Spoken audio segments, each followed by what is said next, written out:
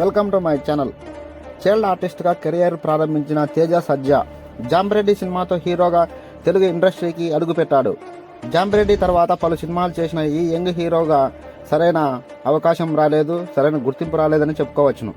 ప్రస్తుతం హనుమాన్ సినిమాతో pan India లెవెల్లో ఈ సినిమా జాన్ 12న రిలీజ్ అయ్యింది. ఈ సినిమాకి ప్రశాంత్ వర్మ దర్శకత్వం వహించాడు. ఈ సినిమా తెలుగు, తమిళం, మలయాళం, హిందీ భాషలలో కూడా రిలీజ్ అయింది. ఈ సినిమా మొదటి షో నుంచి బ్లాక్ బాస్టర్ టాక్ను సొంతం చేసుకుంది.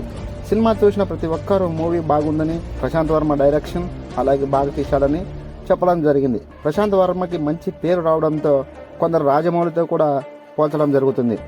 తెలుగు ఇండస్ట్రీకి మరో రాజమౌళి వచ్చాడని చెప్పుకోవచ్చును. సినిమా స్టోరీకి వెళ్తే అంజనాద్రి అనే ఒక చిన్న గ్రామంలో హీరో, తన అక్క వరలక్ష్మి, వీళ్ళు ఫ్యామిలీ అందరూ హ్యాపీగా ఉంటారు. సూపర్ పవర్స్ సాధించాలని విలన్ ప్రయత్నిస్తుంటాడు. దీంతో అంజనాద్రి ఏదో ఒక శక్తి ఉందని తెలుసుకొని అంజనాద్రిని స్వాధీనం చేసుకోవాలని అంజనాద్రికి విలన్ రావడం జరుగుతుంది.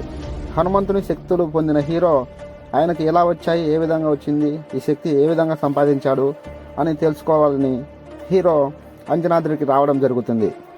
అనగా దైవశక్తికి పీడశక్తికి జరిగే ఒక యుద్ధం అని చెప్పుకోవచ్చును.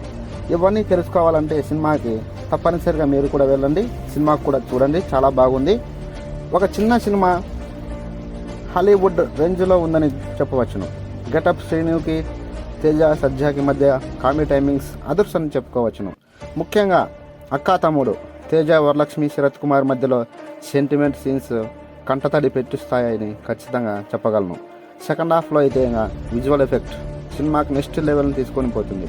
హనుమాన్ సెకండ్ పార్ట్ కూడా ఉంది.